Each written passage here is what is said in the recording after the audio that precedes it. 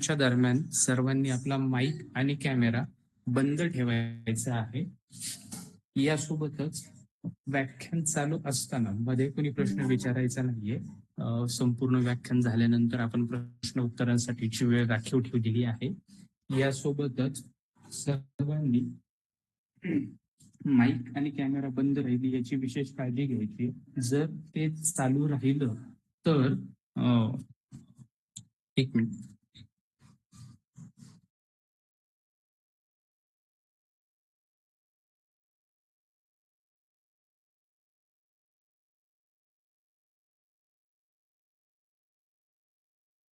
आवाज येतोय माझा? हो येतो. ठीक सॉरी. व्याख्यानाच्या दरम्यान सर्वांनी माईक कॅमेरा जसं सांगितलं तसं बंद ठेवावं लागेल. जर कोणाचा न कळतपणे चालू राहिला तर इतरांना त्याचा त्रास होऊ नये याच्यासाठी आम्हाला त्यांना मध्येच रिमूव्ह करावं लागेल. व्याख्यानाला सुरुवात करण्यापूर्वी मी आपल्या मार्गदर्शकांचा परिचय करून देत आहे. आपले मार्गदर्शक आहेत डॉक्टर माया पाटील मॅडम, ज्या की माजी विभाग प्रमुख, प्राचीन भारतीय इतिहास, संस्कृती, पुरातत्वशास्त्र विभाग, सामाजिक शास्त्रीय संकुल, पुण्यश्लोक अहिल्यादेवी होळकर, सोलापूर विद्यापीठ येथे त्या कार्यरत होत्या. त्यांची शैक्षणिक माहिती आता मी देत आहे. PhD पुरातत्वशास्त्र, डेक्कन कॉलेज, अभिमत विद्यापीठ पुणे. MA पुरातत्वशास्त्र, राष्ट्रसंत तुकडोजी महाराज विद्यापीठ नागपूर. BA इंग्लिश, आंबेडकर विद्यापीठ मराठवाडा. BA पत्रकारिता, टिळक महाराष्ट्र विद्यापीठ. Foundation and advance course in astronomy, Mumbai विद्यापीठातून त्यांनी पूर्ण केलेले आहे. आतापर्यंत त्यांनी 12 विद्यार्थ्यांना PhD साठी मार्गदर्शन केलेले आहे. तसेच दोन विद्यार्थ्यांना MPhil साठी देखील मार्गदर्शन केलेले आहे. सध्या त्यांच्याकडे 4 PhD चे विद्यार्थी कार्यरत आहेत आणि 100हून अधिक MA विद्यार्थ्यांना लघुशोध, निबंध, प्रबंधनासाठीच मार्गदर्शन देखील त्यांनी केलेलं आहे. पुरातत्वीय उत्खनन प्रकल्प फेब्रुवारी ते जानेवारी 19 नरखेड येथे, जानेवारी-मार्च 2015 मध्ये तेर उस्मानाबाद येथे, जानेवारी-फेब्रुवारी 2013 मध्ये कारकल जिल्हा सोलापूर या ठिकाणी उत्खनन केले. यासोबतच डिसेंबर 2011 ते जानेवारी 2012 शिरूर, 2010-11 वाकाव सोलापूर जिल्हा येथे उत्खनन. यासोबतच आरसा श्रीखंड जिल्हा नागपूर, पैठण, औरंगाबाद, फरमाना हरियाणा येथील उत्खननामध्ये त्यांनी आतापर्यंत सहभाग नोंदवलेला आहे. यासोबतच नांदेड येथील जे उत्खनन झालं होतं तिथे देखील मॅडमनी संयुक्तरित्या डेक्कन कॉलेज सोबत उत्खननामध्ये भाग घेतलेला होता. एक्सप्लोरेशन, सोलापूर जिल्ह्यातील प्राचीन स्मारके, मंदिर, ऐतिहासिक स्थळांचा अभ्यास. धाराशिव जिल्ह्यातील प्राचीन मंदिरे, ऐतिहासिक स्थळांचा अभ्यास. तेर येथील विशेष उत्खनन आणि संशोधन. लातूर जिल्ह्यातील स्मारके, प्राचीन मंदिरे आणि ऐतिहासिक स्थळांचा अभ्यास केलेला आहे. त्यांची पुस्तके पुरातत्व एक पर्यालोचन, अंतरिक्ष मनातले, मराठवाड्यातील काही मंदिर शिल्पे या विषयावरती त्यांनी पुस्तके लिहिलेली आहेत. यासोबतच त्यांनी 3 पुस्तकांसाठी देखील संपादन केलेलं आहे. त्यांच्या आतापर्यंतच्या राष्ट्रीय व आंतरराष्ट्रीय पातळीवरती 75 पेक्षा जास्त संशोधनात्मक लेख प्रसिद्ध झालेले, 60 पेक्षा जास्त राष्ट्रीय आंतरराष्ट्रीय पातळीवरती संशोधनात्मक लेखन आणि वाचन देखील केलेले. महाराष्ट्र टाइम्स, लोकमत, लोकसत्ता, तरुण भारत या वेगवेगळ्या पेपरच्या माध्यमातून त्यांनी वेगवेगळे लेख, साधारणपणे 150 पेक्षा अधिक लेख त्यांचे प्रसिद्ध झालेले आहेत. दिवाळी अंकांसाठी देखील त्यांनी आतापर्यंत लेखन केलेलं आहे. त्या वेगवेगळ्या समितीवरती मार्गदर्शक सल्लागार म्हणून देखील काम करत आहेत. याच्यामध्ये महाराष्ट्र इतिहास परिषद असेल, भांडारकर प्राच्य विद्या संशोधन मंदिर पुणे, भारत इतिहास संशोधक मंडळ, एशियाटिक सोसायटी मुंबई या वेगवेगळ्या संस्थावरती त्या मार्गदर्शक म्हणून काम करतात. यासोबतच सदस्य शैक्षणिक परिषद, डेक्कन कॉलेजच्या अभिमत विद्यापीठ इथे देखील त्या कार्यरत आहेत. मॅडमला त्यांच्या वेगवेगळ्या कार्यामुळे आतापर्यंत एकूण 16 पुरस्कार मिळालेले आहेत, ज्याच्यामध्ये महिला गौरव पुरस्कार असेल, महात्मा फुले गुणवंत शिक्षण विद्यार्थी पुरस्कार असेल, पुरातत्व एक पर्यालोचन या पुस्तकासाठी सर्वोत्कृष्ट पुस्तक म्हणून त्यांना देखील पुरस्कार मिळालेला आहे. सुशील रत्न महिला गौरव पुरस्कार असेल, अशा वेगवेगळ्या जवळपास मॅडमला 16 पुरस्कार मिळालेले आहेत. पुरस्कारातून प्राप्त निधी त्या अनेक गरीब विद्यार्थ्यांसाठी शिक्षणाला आर्थिक मदत स्वरूपात करत असतात, ज्याच्यामध्ये मराठवाड्यातील आत्महत्याग्रस्त शेतकऱ्यांच्या कुटुंबासाठी त्या पुरस्काराची निधी आर्थिक स्वरूपात देऊ करतात. तर मॅडमचा परिचय इन डिटेल मध्ये आणखी खूप आहे, तर मॅडमचा शॉर्टकट मध्ये परिचय देण्याचा मी इथे प्रयत्न केलेला आहे. तर मी मॅडमला विनंती करतो की मॅडम लेक्चरला सुरुवात करूयात का आपण मॅम?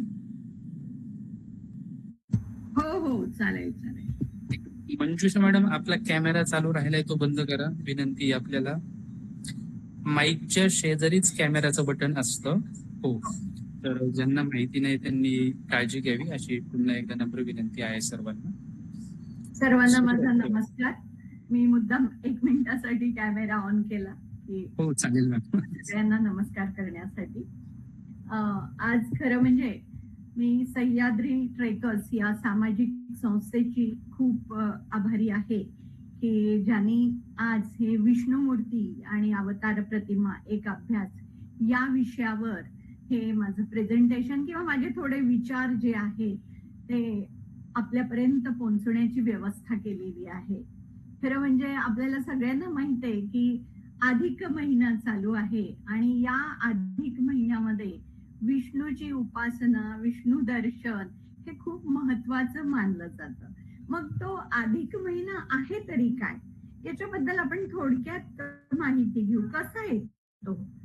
आपले हिंदू पंचांग म्हणजे हिंदू कॅलेंडर जे आहे ते बहुतेक चांद्र पंचांगावर आधारित आहे आणि तसंच आपले ऋतू आणि वर्षाची मोजणी ही जी आहे ती सूर्याच्या गतीवर आहे. म्हणजे चांद्र आणि सौर दोन्ही पंचांग किंवा दोन्ही कालगणना आपण मानतो आहोत. तर मग चांद्र वर्ष हे 354 म्हणजे मराठी महिना 354 दिवस वर्षाचा होतो आणि सौर वर्ष जे आहे 365 दिवस. म्हणजे दोन्ही मध्ये दरवर्षी आपण हिशोब केला तर 11 दिवसाचा फरक पडतो. म्हणजे 3 वर्षात 33 दिवसाचा फरक होतो. मग हा फरक भरून कसा काढायचा? कारण काय होतं की आपल्याकडे बघा की गुढीपाडवा हा चैत्र महिन्यात म्हणजे अगदी उन्हाळ्याला सुरुवात होणार असते, मार्च महिन्यातच येते. दिवाळी म्हणजे ऑक्टोबर नोव्हेंबर थंडी पाहिजे. संक्रांत ही जानेवारीलाच, बहुतेक 14 जानेवारीलाच येते, कधीतरी 13 जानेवारीला येते, म्हणजे थंडीतच पाहिजे. ऋतू आणि सण याचं जे गणित आहे ते आपल्या सगळ्या शास्त्रज्ञांनी म्हणा किंवा अभ्यासकांनी बरोबर हेरलेलं आहे आणि त्यांनी त्याच्यामुळं काय केलेलं आहे, एक जास्तीचा महिना केलाय, तो अधिक महिना असं म्हणतात त्याला. मग अधिक महिना हा भारतीय खगोलशास्त्रज्ञाच्या सूक्ष्म निरीक्षणातून आलाय असं म्हटलं तर फारसं वावगं ठरू नये. ऋतू वेगवेगळे किंवा शेती, सण, उत्सव, चंद्र सूर्य यांच्या चक्राचा सगळा मेळ घालण्यासाठी हा अधिक महिना आहे. मग अशी पुराण कथा पण आहे. या अधिक महिन्याला मलमास असं म्हणायचं, त्याचा स्वीकार कुणी करत नव्हतं. मग भगवान विष्णूने त्याचा स्वीकार केला म्हणून तो महिना अतिशय पवित्र झालेला आहे. म्हणून विष्णू दर्शन आणि आपण विष्णूच्या वेगवेगळ्या स्थळाला भेट देणं किंवा दर्शन घेणं, पूजन करणं, वाचन करणं, विष्णू सहस्त्रनाम असो, गीतेचा 15वा अध्याय असो वगैरे, किंवा दान धर्म करणं, की लक्ष्मी म्हणून लेकीची आणि जावई म्हणजे विष्णू म्हणून असं आपण जावयाला खास वाण देणं वगैरे, या सगळ्या दृष्टीतून आपण विष्णूचं महत्व या महिन्यात आणलेलं आहे. आणि म्हणूनच आपल्याला आज पुरातत्वीय दृष्टिकोनातून या विष्णूचा अभ्यास करायचा आहे. ते 1च मिनिटात मी माझी पीपीटी आपल्या सोबत शेअर करते.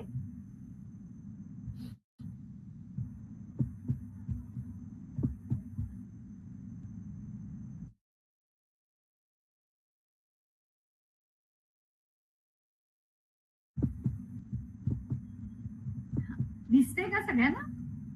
हो दिसते ना? हो दिसते.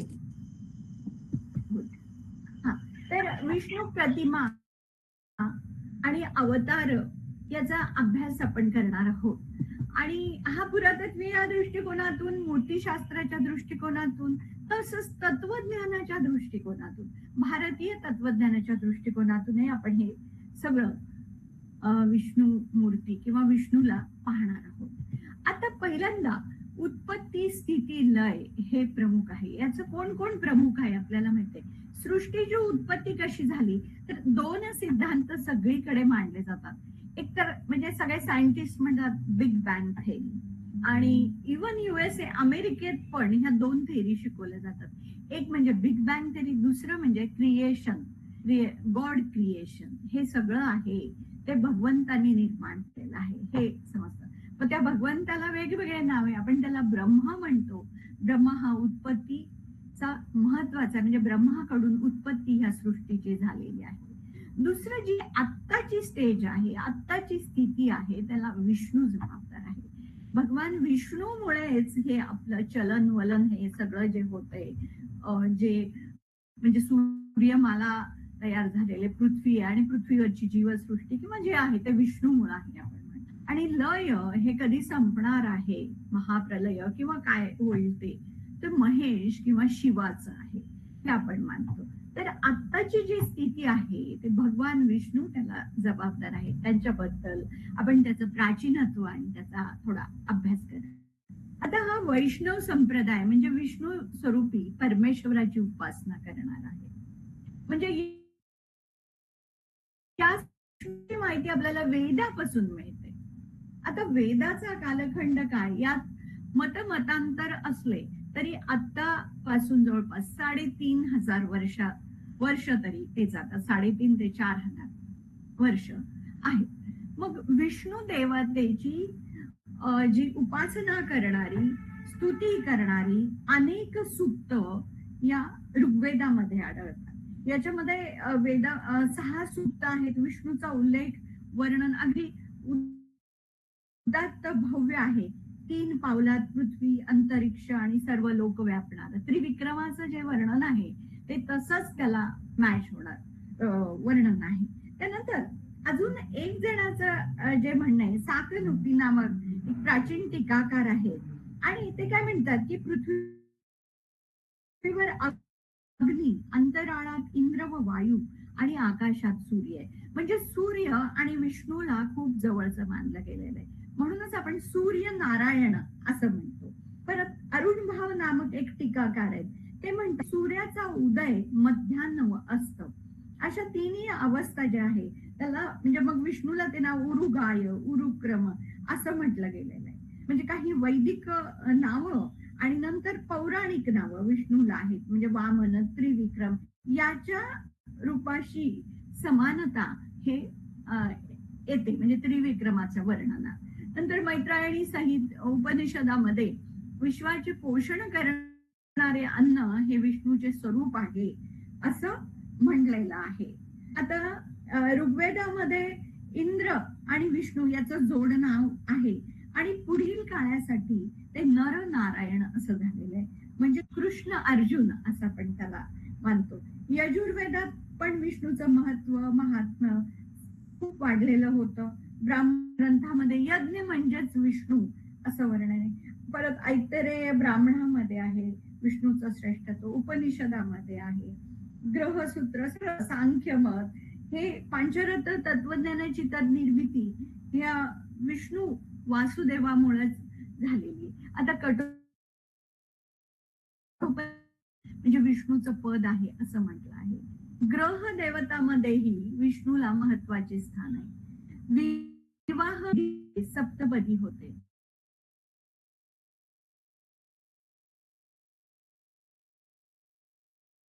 म्हटलं गेलंय. आता बऱ्याच जणांना माहित असेल, पाणिनीच्या अष्टाध्यायी व्याकरण विषयक सूत्र ग्रंथामध्ये वासुदेवाचे उल्लेख येतात, आणि याच्यामध्ये वासुदेव व अर्जुन या शब्दाची सिद्धी दिली आहे. त्यानंतर वैष्णव स्थान खूप मोठे आहे. साधारण दुसऱ्या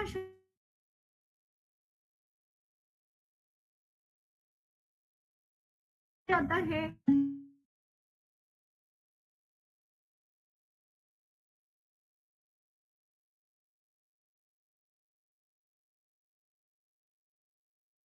ज्याने उभा केला तो ग्रीक अधिपती होता हेलिओडोरस. तो स्वतःला भागवत धर्मीय असं म्हणतो. म्हणजे विष्णू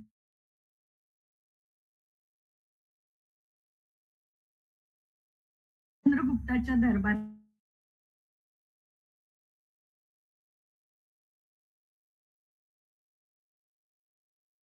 शांती पर्वात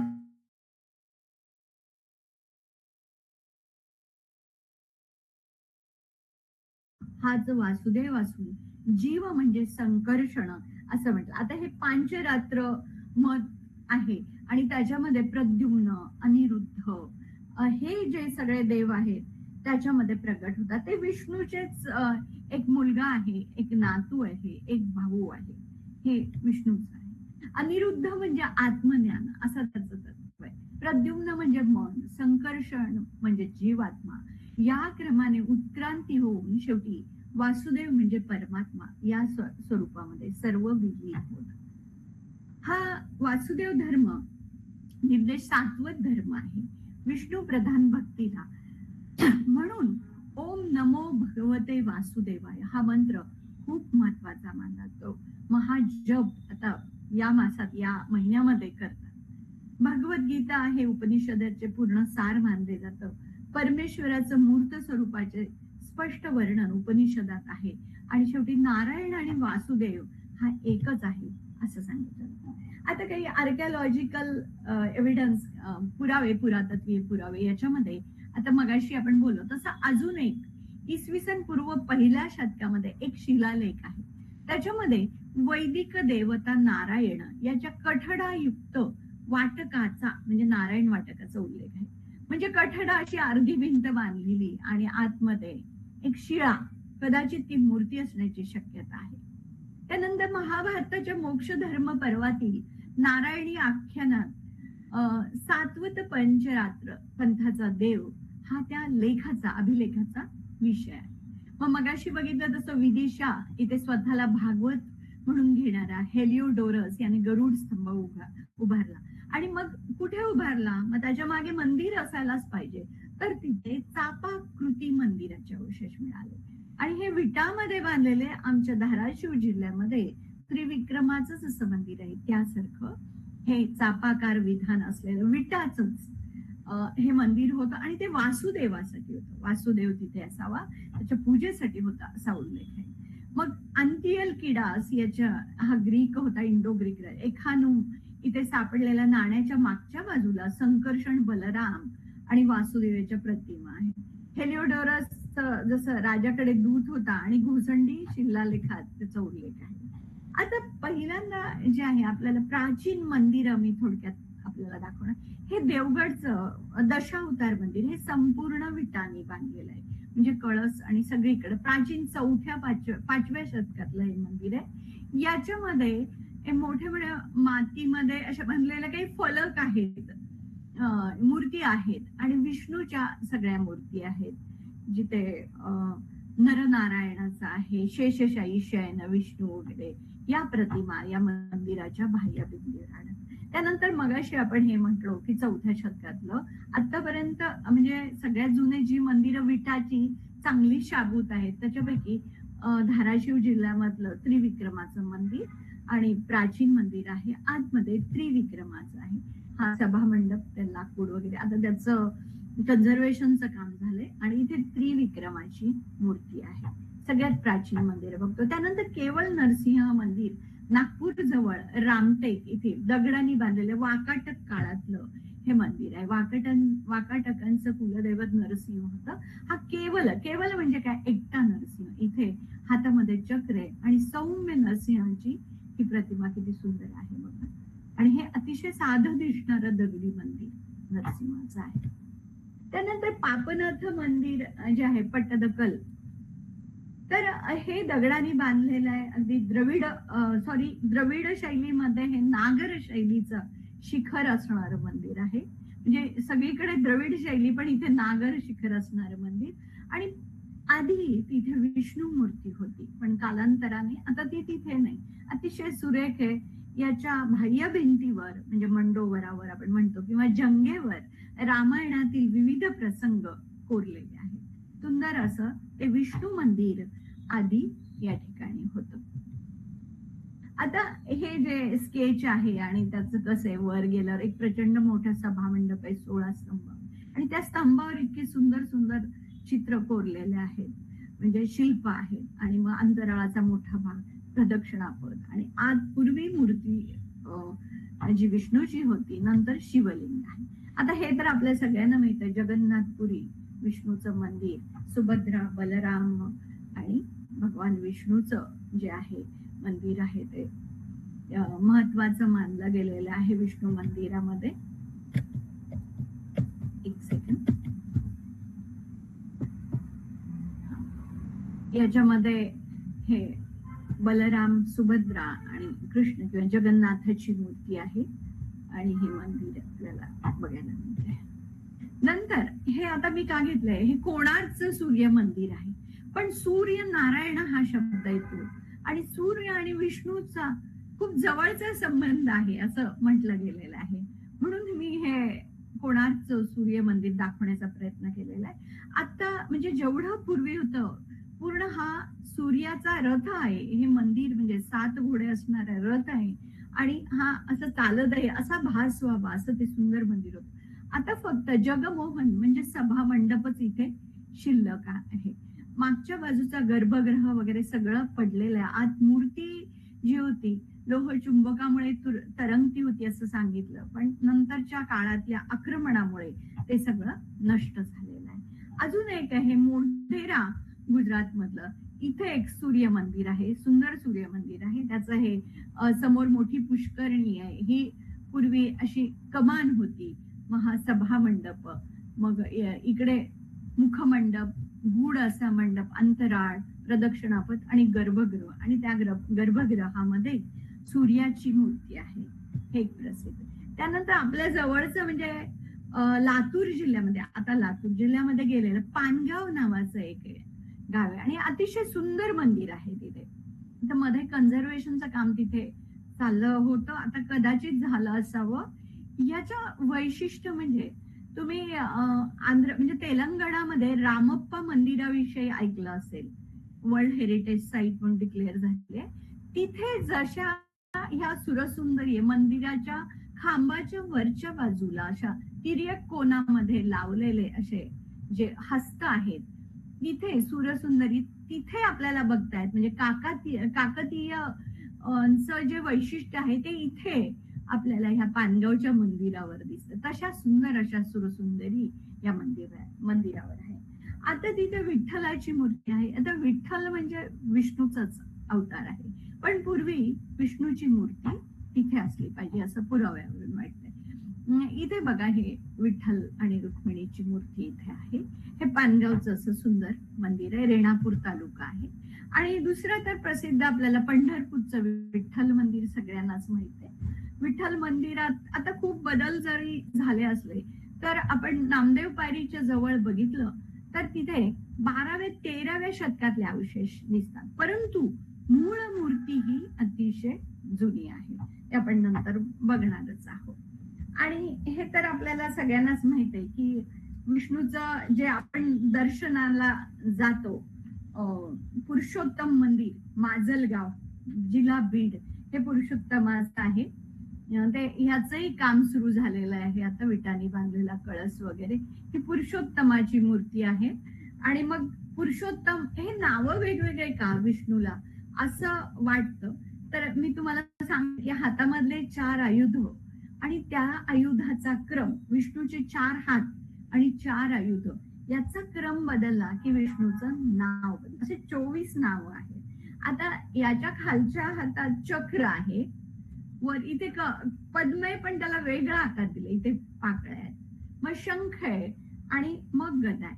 मग हा विष्णूचा आहे, परंतु याचं नाव मग इथे पुरुषोत्तम आहे. मग ते तालुका माजलगाव, जिल्हा बीड, मराठवाड्यातलं हे मंदिर अतिशय प्रसिद्ध आहे. त्याच्यानंतर मेहकरला शारंगधर आहे, ही मूर्ती अशी सापडली होती काहीतरी होताना, अतिशय सुरेख अशी मूर्ती. त्याला बालाजी पण म्हणतात, पण ही शारंगधराची, तिच्या हातातल्या आयुधाने. इथे पद्म आहे आणि गदा आहे, चक्र आणि शंख, आपण ते बघणार आहोत. त्याच्यानंतर आता प्राचीन पुरातत्वीय पुरावे बघितले, शिलालेख बघितले, तर एक नाण्यावरच इथे इंडो ग्रीक राजा होता आणि त्याच्या नाण्यावर हे चक्र आहे बघा. मग हे श्रीकृष्ण किंवा वासुदेवाची मूर्ती त्याने इथे कोरलेली. इथे संकर्षण आणि वासुदेव असं त्याच्या नाण्यावरचं चित्र आहे. आता विष्णूचं आपण हे बघितलं. मग विष्णूची पूजा कशा स्वरूपात करतात? मूर्ती स्वरूपात करतात आपल्याला सगळ्यात माहिती. आणि शिवाची पूजा ही तशीच होते, व्यक्त आणि अव्यक्त. म्हणजे सगुण आणि निर्गुण बघतोय आपण. देव आहे सगळीकडे भरलेला आहे, पण तो निर्गुण निराकार आहे, आपल्याला काही दिसत नाही, आहे अस्तित्व आहे. मग हळूहळू व्यक्त होताना तो व्यक्त आहे पण अव्यक्त सारखा दिसतो. म्हणजे काय? आता इथे विष्णूचं आपण बघितलं तर शालिग्राम स्वरूपामध्ये विष्णूचे, म्हणजे जे गंडकी नदीच्या किनाऱ्यावर नेपाळला जो असे दगड मिळतात ते गोल, आणि त्याच्यावर एक किडा असं म्हणतात की तो कित्येक वर्ष, 1000 वर्ष तो राहिल्यावर एक किडा जो सोनेरी असं हे बनवतो, त्याच्यावर नक्षीकाम झाल्यासारखं हे असतं. तर असं ते सांगितलं. तसं महादेवाचं शिवलिंग आहे अव्यक्त रूप. व्यक्त तर शिवाची मूर्ती, तसंच विष्णूचं अव्यक्त रूप म्हणजे शालिग्राम आणि व्यक्त रूप म्हणजे भगवान विष्णूची मूर्ती. आता विष्णू अभ्यासताना त्याच्या वेगवेगळ्या मूर्ती कशा असतात त्याच्याबद्दल थोडस बघूया. केवळ विष्णू म्हणजे एकटा, फक्त एक मूर्ती असते मोठी, पण त्याच्या खाली वाहन जे आहे गरुड असतं, त्याची पत्नी ही लक्ष्मी असते. 2 स्त्रिया तिथे दिसतात, पण ती दुसरी पत्नी नसते, ती त्याची शक्ती असते. विष्णूची शक्ती ही भूदेवी म्हणजे पृथ्वी आहे. म्हणजे श्रीदेवी किंवा लक्ष्मी म्हणजे एक आणि अशा स्वरूपामध्ये. त्यानंतर चतुर्विशत मूर्ती म्हणजे मगाशी मी सांगितलं की विष्णूचे 4 हात आणि 4 आयुध, शंख, चक्र, गदा, पद्म, याचा क्रम बदलला की त्याचं नाव बदलतं. याला चतुर्विशत मूर्ती असं म्हणतात. 24 नावं असतात. त्यानंतर दशावतार मूर्ती, विष्णूचे जे यदा यदा हि धर्मस्य, आपल्याला माहितीये ग्लानिर्भवती भारत, जेव्हा या पृथ्वीवर असा स्वैराचार मारली तेव्हा मी स्वतःला उत्पन्न करतो असं भगवान विष्णू म्हणतात, तेव्हा हा दशावतार मूर्ती. त्यानंतर शेषशायी शयन विष्णू, क्षीरसागरामध्ये शयन करणारा विष्णू. लक्ष्मी विष्णू आपली पत्नी लक्ष्मी बरोबर. योग विष्णू, योग मुद्रेमध्ये. वैकुंठ प्रतिमा आणि काही संयुक्त प्रतिमा. नंतर पंथीय भेद हे सुरू झालेले, वैष्णव पंथ, शैव पंथ, शाक्त पंथ. या पंथातले भेद नष्ट करण्यासाठी ह्या संयुक्त मूर्ती ह्या आलेल्या आहेत. मग त्याच्यात हरिहर, शिव आणि विष्णूचं एकीकरण. हरिहर पितामह म्हणजे शिव, विष्णू आणि ब्रह्मदेव यांचं एकीकरण. परत हरिहर पितामह अर्क, अर्क म्हणजे सूर्य इथे, म्हणजे ब्रह्मा, विष्णू, महेश आणि सूर्य. आता ब्रह्मा, विष्णू, महेशला आपण दत्तात्रय म्हणतो. तस मग विश्वाकार रूप आहे, जे बिंब ब्रह्म म्हटलं आहे, विश्वस्वरूप सगळं विराट रूप आहे. हे विष्णूच्या वेगवेगळ्या मूर्ती आपल्याला बघायला मिळतात. त्याच्यानंतर त्याचं वर्गीकरण करायला गेलं तर योग मूर्ती असतात. योगी लोक त्याची भक्ती करतात. काही नाही, साध्या काहीतरी 2 आयुध असतात आणि हातामध्ये एकावर एक ठेवलेले, कधी स्थानक असतात, कधी असं नसतं. भोग मूर्ती खूप छान दागिने घालून ती भोग, आणि त्याला प्रार्थना केलं तर भोग मला पैसे मिळू दे वगैरे. आपण तिरुपती बालाजीची प्रार्थना करतो, असं म्हणतात कुंडीमध्ये इतके पैसे टाकले की इतके मिळतात वगैरे वगैरे. ही भोग मूर्ती. वीर मूर्ती, एखाद्या युद्धामध्ये जर आपल्याला जय मिळवायचा असेल तर वीरमूर्तीची प्रार्थना केली जाते. छत्रपती शिवाजी महाराज जगदंबेची प्रार्थना करून जाते. किंवा आपण हेही बघतो की मारुती हा वीर मूर्तीचाच एक प्रकार आहे. अभिचारक मूर्ती म्हणजे तांत्रिक जे लोक आहेत, एखाद्या व्यक्तीचं काही तंत्र ज्याच्यात असतं ते अभिचारक मूर्तीचा प्रार्थना करतात किंवा पूजा करतात. आता आपण विष्णूचं स्वरूप बघू, म्हणजे मूर्ती समजून घेऊ कशी असते. आता ही विष्णूची सुंदर अशी मूर्ती आहे, उभी आहे, त्याला स्थानक आम्ही म्हणतो. दोन्ही कुठे शरीरामध्ये बाक नाहीये, कुठलाही बाक. समभंग, समपद, दोन्ही पाय सरळ. चतुर्भुज, विष्णू नेहमी चतुर्भुज, 4 हात. मग आपण म्हणतो की का बरं देवाला एवढे हात का? कारण आपण भक्तच खूप आहेत ना. मग सगळे भक्त काही ना काही मागत राहतात म्हणून देवाला अनेक हात असतात. याच्यामध्ये बघा चतुर्भुज, उजवा खालचा हात याला पद्म. विष्णूच्या कमळाचं नाव आपल्याला सगळ्यांना माहितच आहे की पद्म असतं. शंख, शंखाचं नाव आहे पांचजन. कमळ म्हणजे पद्म म्हणजे पावित्र्याचं प्रतीक आहे. प्रत्येकामध्ये अर्थ दडलेला आहे. शंख त्याचं नाव पांचजन्य आहे आणि शंख आपण बघतो की महाभारतामध्ये किती त्याचा उपयोग होतो.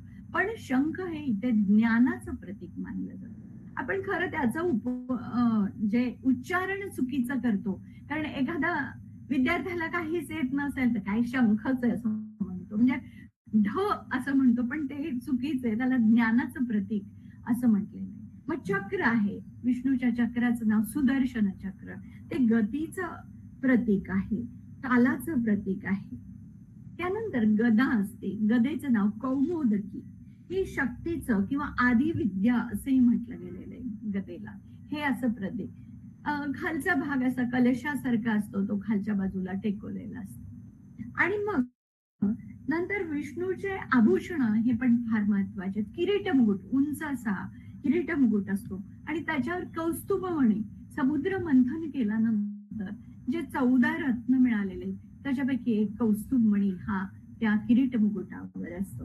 मग गळ्यामध्ये एकावली, एकच मोत्याची टपोरी मोत्याची माळ असते. मग हे ग्रीवा म्हणजे मानेवर घातलेला दागिना ग्रैवेक. हे यज्ञोपवीत, ज्याला आताच्या भाषेत आपण जानवं म्हणतो. मग त्याला सूत्र यज्ञोपवीत म्हणजे दोऱ्याचं, किंवा मणी यज्ञोपवीत.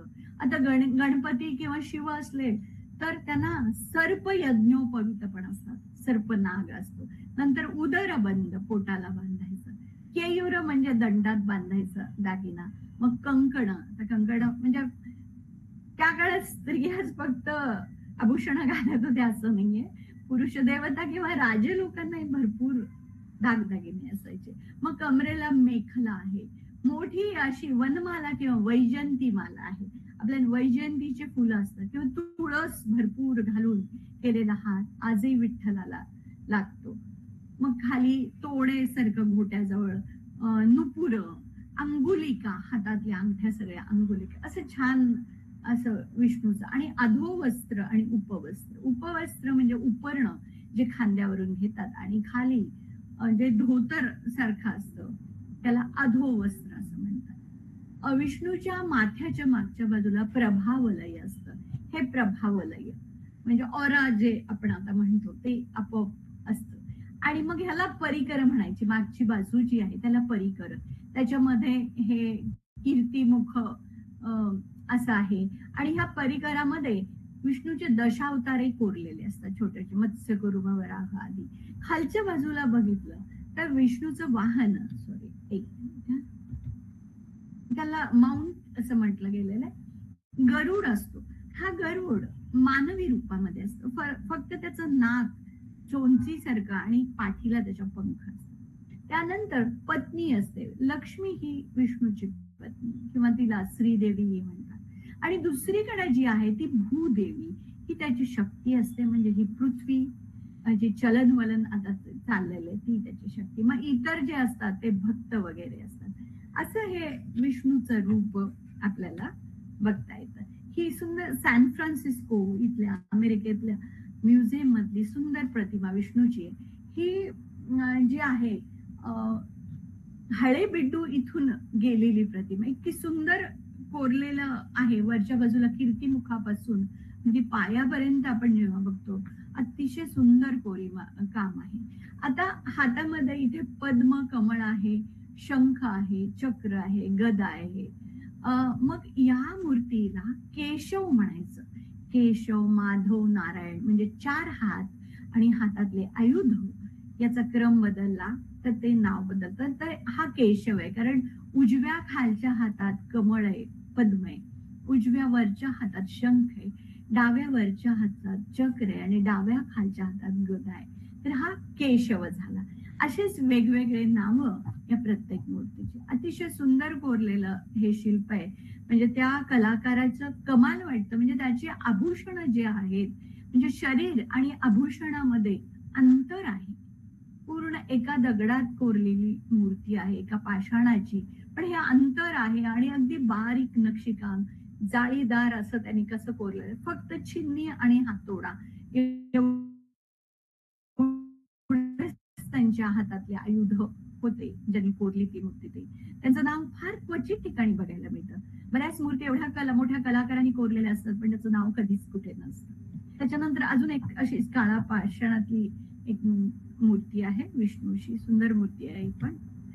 हे मगाशी मी म्हणाले की 4 हात, आता हे अग्निपुराण आहे आणि हातातले आयुध प श च प म्हणजे पद्म, शंख, चक्र, गदा.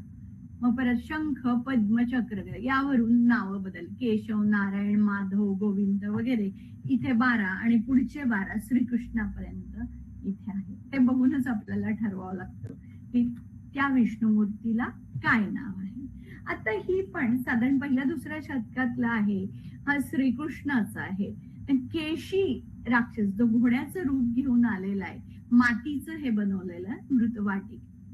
आणि हा श्रीकृष्णाने ह्या केशीला मारलेला आहे. अतिशय गोंडस वगैरे श्रीकृष्णाचं रूप आहे, पण आता लहान आहे तो. मग हा ओळखायचा कसा? इथे चक्र त्याच्या गळ्यात दिसतंय पहा, इथे चक्र त्याच्यावरून मातीने बनवलेली सुंदर अशी प्रतिमा. त्यानंतर ही खूप महत्वाची शेषशायी शयन विष्णू. महाप्रलयानंतर विष्णूची ही स्थिती आहे, ही क्षीरसागरामध्ये. हे शेषनागावर झोपलेला नाहीये, ही एकार्णव स्थिती म्हणतात. म्हणजे आता पृथ्वीचं जे चलनवलन आहे, आपली जीवसृष्टी, आपण पुढे जातो, काळ पुढे सरकतो, याची पूर्ण चिंता हे भगवान विष्णूवर आहे. आणि क्षीरसागरात तो शयन म्हटलं तरी झोप नाहीये, हे महत्वाचं. आधी शेषावर आहे तो, एकार्णव स्थिती असं म्हटलं जातं. इथे वरच्या बाजूला आता या मूर्तीचं अष्टदिक्पाल पण इथे दिसतात. इथे लक्ष्मी आहे, पाद संवाहन करत असते. शेष नागाचे वेटोळे आपल्याला दिसतात. बऱ्याच ठिकाणी त्याचं शंख, चक्र, गदा, पद्म असं ठेवलेलं आहे. खालच्या बाजूला तुम्ही हे वेगवेगळे, त्याच्यात मधु आणि कैठब हे 2 जे दैत्य असतात तिथे आहे. विष्णूच्या नाभीमधून वज्रदंड नावाचं एक कमळ उत्पन्न झालेलं आहे आणि त्या कमळावर ब्रह्मदेव आसनस्थ झालेला असतो, विराजमान झालेला असतो. देवगडची सुंदर अशी प्रतिमा. आता परवा जे सिंदखेड राजा या ठिकाणी एका उत्खननात सापडलेली ही सुंदर मूर्ती आहे. ASI म्हणजे आर्किओलॉजिकल सर्वे ऑफ इंडियाने इथे उत्खनन केलं होतं आणि ती सुंदर मूर्ती तिथे त्यांना मिळाली आहे. इथे बघा खाली शेष नागाचे वेटोळे दिसतात, इथे फणा आहे आणि विष्णू असा छान असं शेष नागावर पहुडला आहे. इथे पहुडताना चतुर्भुज आहे, 4 हात आहे, एक खाली एक पाय ठेवलेला आहे, एक विष्णू लक्ष्मी खाली पादसंवाहन करत आहे. विष्णूच्या छातीजवळ एक हात आहे, त्याच्यात पद्म आहे.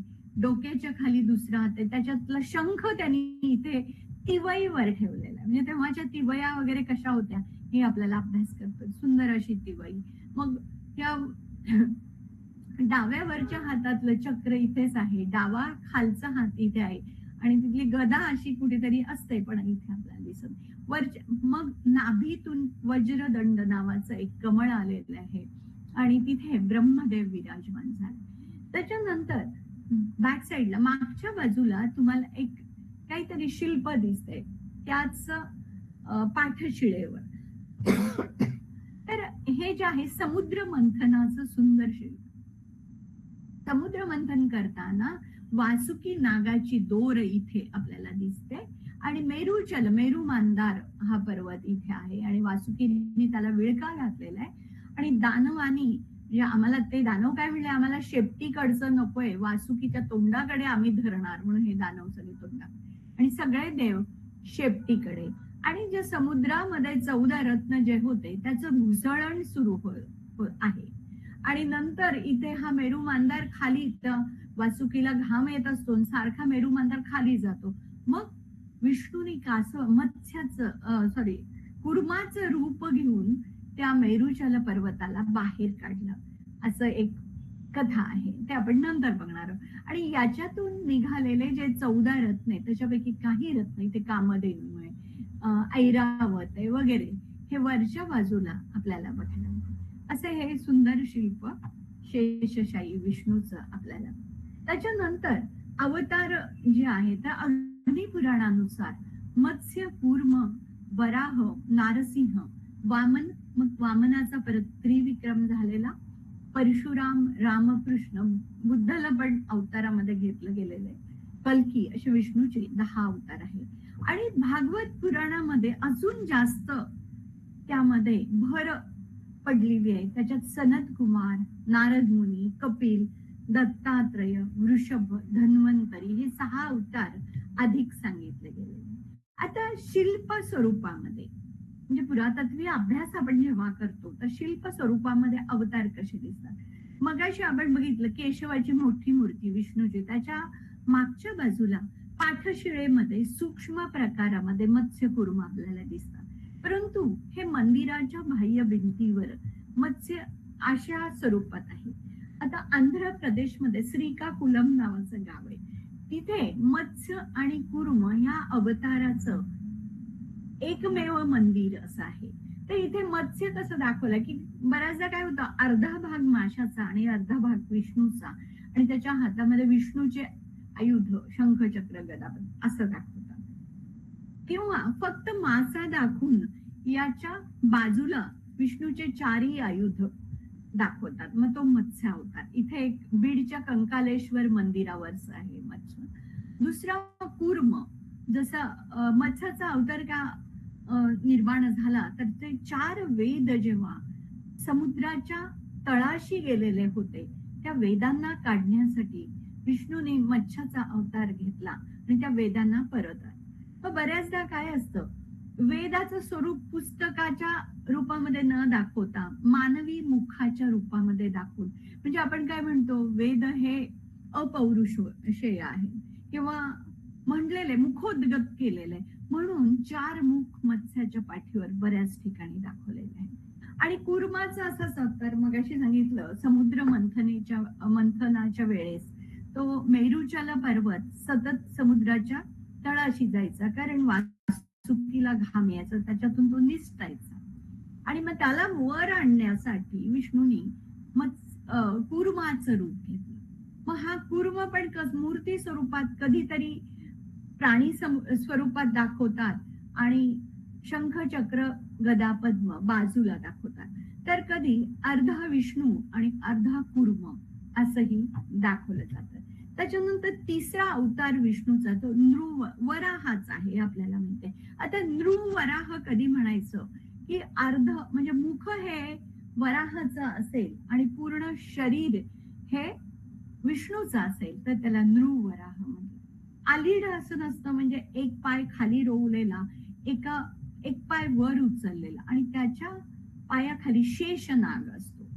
आणि मग विष्णूच्या हातातली आयुध शंख, चक्र, गदा, पद्म या वराहाच्या हातात असतात. आणि मग त्यांनी पृथ्वीला बाहेर काढलं हे दाखवण्यासाठी त्याच्या कोपऱ्यावर किंवा कधी वराहाच्या दातावर ही पृथ्वी स्त्री रूपामध्ये बसलेली आहे, स्त्री रूपामध्ये हा नृवराह. आता आपल्या धर्मातील, हिंदू धर्मातील दशावतार आणि विज्ञानातील उत्क्रांतीवाद अतिशय साम्य, आपण अभ्यास त्याचा केला तर दोन्हीतील ओरिजिन ऑफ स्पेसिस हा ग्रंथ अभ्यासा आणि जलचर आधी म्हणजे अमिबा आधी तयार झाला पाण्यात हे बघून आपल्याकडे काय मत्स्य तयार होतं, मग उभयचर म्हणजे कासवतर, मग वनचर आहे नृवराह किंवा नरसिंहाचं रूप वनचर आहे. मग ती उत्क्रांती कशी होत गेली ते अगदी व्यवस्थित दाखवलेलं आहे. तर हा नृवराह. अजून एक सुंदर अशी प्रतिमा राणी की वाव जी विहीर आहे 7 मजली गुजरातमध्ये, तिथली ही प्रतिमा आहे. इथे पृथ्वी अशी स्त्री रूपामध्ये आणि असे त्याच्यात नाकामध्ये असं हात लावलेला आहे तिने, असं दाखवलंय, म्हणजे काहीतरी विनोदी शिल्पामध्ये पण करण्याचा प्रयत्न केलाय. हातामध्ये इथे चक्र दिसतंय, शंख दिसतोय, गदा आहे आणि वराहाच्या हातामध्ये नीलोत्पल म्हणजे निळ्या रंगाचं जे फूल असतं वराह आणि पाण्याचा संबंध जवळचा मानला गेलेला आहे, कारण पाण्यातून त्यांनी पृथ्वीला बाहेर काढले, म्हणून ते नीलोत्पल त्याच्या जवळ असलेलं दाखवले. आता हा यज्ञ वराह म्हणजे संपूर्ण प्राण्याचं रूप असलेला वराह आणि त्याचं शरीर यज्ञमय असतं. यज्ञमय म्हणजे काय? शरीरावर अनेक देवदेवता, ऋषी मुनी, ग्रह, तारे सगळं याच्यावर कोरलेले, अष्टदिक्पाल, ह्या शेपूट, अगदी शरीर, पाय याच्यावर ते कोरलेले आणि शेषनाग त्याच्या पायावर बसून, पायाच्या मध्ये दिस आपल्याला बघायला मिळतं. इथे या यज्ञवराहाच्या दातावर पृथ्वी असते, पण हे भग्न झाल्यामुळे आता आपल्याला दिसत नाही. असं यज्ञवराहाचं स्वरूप असतं. त्याच्यानंतर ही सौम्य पुढचा अवतार आहे चौथा, तो नरसिंहाचा आहे. नरसिंहाचा अवतार का झाला हे आपल्याला माहिती, हिरण्यकश्यपी याचा वध करण्यासाठी, आणि वराहाचा हिरण्याक्ष नावाचा जो राक्षस त्यांनी पृथ्वीला नेलेला असतो त्याला आणण्यासाठी झाले. मग त्याचाच भाऊ हिरण्यकश्यपी हा विष्णू विरोधी असतो आणि त्याचाच मुलगा प्रल्हाद हा विष्णू भक्त निघतो. आणि मग प्रल्हादाला बऱ्याच स्वरूपामध्ये वेगवेगळा त्रास हा हिरण्यकश्यपी देतो. आणि मग त्यांनी काय केलं असतं, ब्रह्मदेवाकडून खूप ब्रह्मदेवाची भक्ती करून वर घेतलेला असतो की त्याचा मृत्यू कुठेच येणार नाही, दिवसा येणार नाही, रात्री येणार नाही, माणसाकडून येणार नाही, प्राण्याकडून येणार नाही, घरात येणार नाही, बाहेर येणार नाही, अंतरिक्षात येणार नाही. म्हणून विष्णूने नरसिंहाचा अवतार घेतला आणि ते स्तंभामधून प्रगट होऊन त्याला स्थौण नरसिंह असं म्हटलं जातं. म्हणजे शरीर हे विष्णूचं आहे आणि मुख हे सिंहाचं आहे. आणि शस्त्र अस्त्रांनी न मारता स्वतःच्या नखानी विष्णूने संध्याकाळी उंबऱ्यावर बसून, घरात नाही बाहेर नाही अशा स्वरूपात उंबऱ्यावर बसून त्या हिरण्यकश्यपीचा वध केलेला आहे. तर पुरातत्वीय दृष्टिकोनातून अनेक मूर्ती आपल्याला नरसिंहाच्या बघायला मिळतात. ही सौम्य नरसिंह, नंतर शांत झाल्यावर तो नरसिंह, पहिल्यांदा तो स्थौण असतो म्हणजे स्तंभातून प्रकट होता. रौद्र असतो, रौद्र म्हणजे काय, जेव्हा तो हिरण्यकश्यपीला मारतो. यानक असतो, यानावर बसलेला, म्हणजे यान म्हणजे कोण, इथे गरुडच आहे.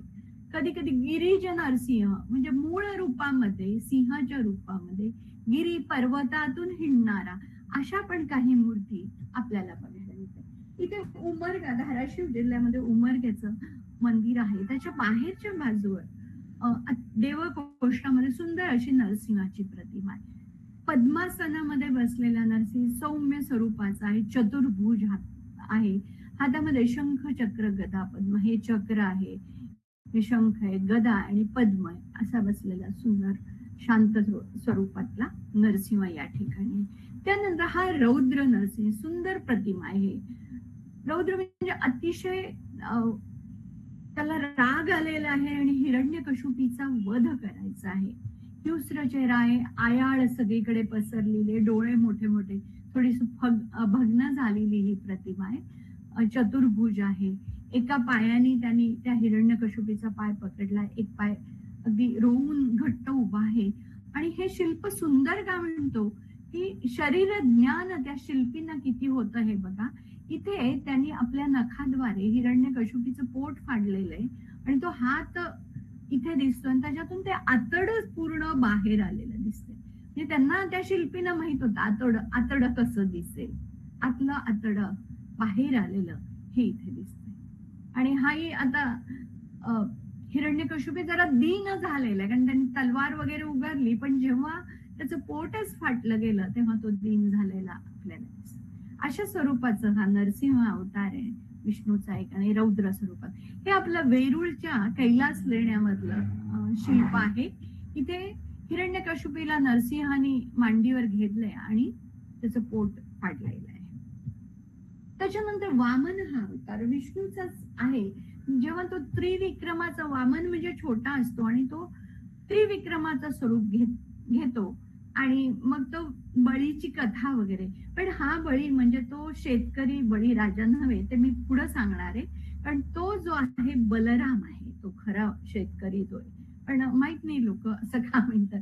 याच्यामध्ये हे उंची कमी असते, एक छोट्या मुलाची मूर्ती इथे असते आणि हातामध्ये छत्री असते आणि त्याचंच मोठं रूप आपल्याला हे त्रिविक्रमाचं इथे हा आहे. आणि त्रिविक्रम जो आहे, एक पाय खाली रोवून एक पाय मी कुठं ठेवू म्हणणार आहे, की त्याच्याकडून असं घेतलं की 3 पावलामध्ये मला जमीन पाहिजे. एक पृथ्वीवर पाऊल ठेवतो, दुसरा अंतरिक्षामध्ये, म्हणजे प्रचंड मोठं रूप स्वतःला धारण करतो. मग तिसरा पाय कुठे ठेवू असं म्हटलं. इथे ब्रह्मदेव दाखवलाय आणि ऋषीमुनी वरच्या बाजूला आहे. हे त्रिविक्रमाचं भव्य रूप आपल्याला इथे दिसते. इथे पण वेरूळच्या कैलास लेण्यामधलं हे शिल्प आहे की पाय वर केलेलं आहे त्रिविक्रमाचं. त्याच्यानंतर परशुरामाचं आहे. आता हे पण राणी की वाव इथलं सुंदर असं शिल्प आहे. त्याच्या देवकोष्ठामध्ये खूप सुंदर सुंदर शिल्प आहेत. नक्की एकदा तरी आयुष्यात बघावं असं राणी की वाव आहे. याच्यामध्ये कसं ओळखायचं की धनुष्यबाण तर असतो. आता रामाच्याही हातात धनुष्यबाण आहे. मग परशुराम ओळखताना हातामध्ये परशु असतो. इथे बघा परशुरामाची कथा आहे. इथे परशु दिसतोय. अशा स्वरूपामध्ये हा परशुराम आहे. त्याच्यानंतर आपल्या सगळ्यांचा लाडका अवतार जो आहे विष्णूचा, तो राम आहे. राम आणि कृष्ण अतिशय लोकप्रिय आहे. रामाच्या मग आधीच्या काळामधल्या मूर्ती अगदी लहान स्वरूपामध्ये मिळायच्या आणि नंतर मग मोठ्या मोठ्या मिळायला लागल्या. तर याच्यामध्ये रामायणातल्या अनेक कथा मंदिराच्या स्तंभ मध्यावर किंवा बाहेरच्या बाजूला आपल्याला बघायला मिळतात. तर इथे आपल्याला राम रावण युद्धाचा प्रसंग आहे. इथे राम आहे, धनुष्य म्हणजे भात्यातला बाण काढतोय, धनुष्य एका हातात, आणि हा दशानन रावण आहे. आणि इतकं हे वानर आहेत, हनुमानाचे सगळे मित्र, आणि सैन्य हे वानराचं आहे. आणि त्यांनी सळो की पळो करून सोडले रावणाला. असं इकडून ते हल्ला करतात. असं सुंदर, जागा कमी आहे पण त्या शिल्पाचा आशय आणि त्याची घनता फार मोठी आहे. सुंदर असं शिल्प रामाचं आपल्याला इथे बघायला मिळते. त्यानंतर इथे बघा राम आणि लक्ष्मण आहेत, की अर्ध उठावात कोरलेली ही प्रतिमा, आणि बिभीषण भेटायला आलाय आणि बिभीषण नमस्कार करतोय रामाला. इथे धनुष्य पण अतिशय उत्कृष्ट कोरलेलं आहे. इथे लक्ष्मण जरी दोन्ही हात जोडून नमस्कार करतोय आपल्या भावाला, आणि बिभीषण आलेला आहे त्याला. असं रामाचे सुंदर सुंदर शिल्प आपल्याला बघायला मिळतात. वेरूळच्या कैलास लेण्यामध्ये दोन्ही भिंतीला, समोर तुम्ही आत गेला तर वरच्या बाजूला नंदी मंडप आहे. त्याच्या दोन्ही भिंतीमध्ये छोट्या छोट्या स्वरूपामध्ये एका बाजूला रामायण कोरलेलं आहे. तर राम जन्मापासून युद्धापर्यंतच्या अनेक कथा आपल्याला तिथे बघायला मिळतात. तसं आणि दुसऱ्या बाजूला महाभारताच्या कथा आहे श्रीकृष्णाच्या, अतिशय उत्कृष्ट कोरलेल्या आहेत. आता हे तर आपलं अयोध्येचं मंदिर आहे, तिथलं रामलल्ला आहे. सगळ्यांनाच बघितलं असं, नेटवरूनच मी पण घेतलेलं आहे रामलल्लाचं. तर ह्या मूर्ती संबंधी सांगायला मला खूप आनंद होतो की आमचे गुरुवर्य जे आहे डॉक्टर गो. ब. देगलूरकर, हे राममूर्ती कशी बनवावी या कमिटीवर होते. आणि सरांनी तिथे सांगितलंय की हे राम जन्म आहे, म्हणून राम कसा दाखवायचा, तर 7-8 वर्षाचं दाखवायचं. तर एकदम तुम्ही रांगता दाखवलं तर आपल्याकडे गोपाळ कृष्णाच्या छोट्या मूर्ती असतात तशा वाटतील. मग तसं नको दाखवायला, हे 7-8 वर्षाचं. मग त्याच्या हातामध्ये काय, त्याला जेव्हा धनुष्य बाण घेता येईल तेव्हाची त्याची मूर्ती दाखवायची, म्हणून त्याच्या हातामध्ये धनुष्य बाण दाखवलाय. म्हणजे जन्मभूमीवर अशी लहानपणातलीच मूर्ती, पण रामाचं वैशिष्ट्य म्हणून धनुष्य बाण, असं आदरणीय डॉक्टर देगलूरकर सरांनी सांगितलेलं मत सगळ्यांनी तिथे स्वीकारलेले. आणि मग तिथले लोक म्हणाले की आमच्याकडच्या सगळ्या मूर्ती ह्या संगमरवरात बनतात, तशीच बनवावी. पण सरांनी सांगितलं नाही, रामाचं कसं आहे, सावळा असतो तो, म्हणून काळ्या पाषाणामध्येच ही मूर्ती बनवायला पाहिजे, म्हणून तशी मूर्ती बनवली गेली. अतिशय म्हणजे छान आठवणी या राहतात. त्याच्यानंतर बलरामाचं आहे. बलराम आणि श्रीकृष्णाचा अवतार, कधी बलरामाचा दाखवतात तर कधी श्रीकृष्णाचा असतो. इथे बलराम हा फार वैशिष्ट्यपूर्ण आहे बघा. त्याचा अभ्यास जो करणं महत्वाचा मला वाटतं. याच्यामध्ये त्याच्या हातातले आयुध तुम्ही बघितलं तर हा पहिला शेतकरी, हा बळीराजा आहे, तो बळीराजा नाही त्रिविक्रमच्या इथे. हा बळीराजा काय, बलिराजा आहे तो. हातामध्ये बघा नांगर आहे. नांगर कशाचं आहे, तुम्हाला शेतामध्ये काही लावायचा, हा नांगर. त्याच्यानंतर मागच्या बाजूला बीजपूरक आहे. बीजपूरक म्हणजे मक्याचं कणीस असतं किंवा सीताफळ असतं, एका फळामध्ये भरपूर बिया, जे आपण शेतामध्ये टाकतो आणि त्याच्यापासून खूप पीक येतं, असं बीजपूरक म्हणतात त्याला. परत तिसऱ्या हातामध्ये मुसळ आहे. मुसळ काय, धान्य झाल्यावर मुसळ कांडणे हे महत्वाचे.